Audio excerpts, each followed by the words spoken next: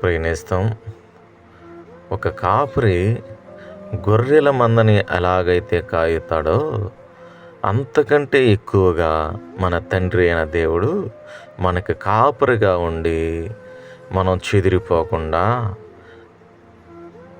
ప్రతినిత్యము మనల్ని కాచేవాడుగానే ఉంటాడు.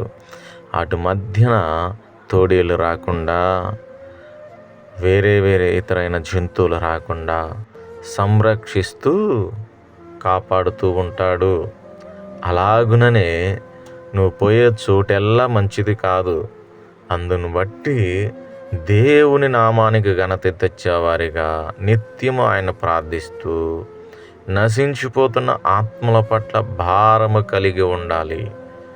నీ ఒక్కడివే పరలోకానికి పోవటం కాదు, అనేకులను కూడా ప్రయాసపడి భారము కలిగి ప్రార్థించేవారిగా ఉండాలి. ఆమేన్.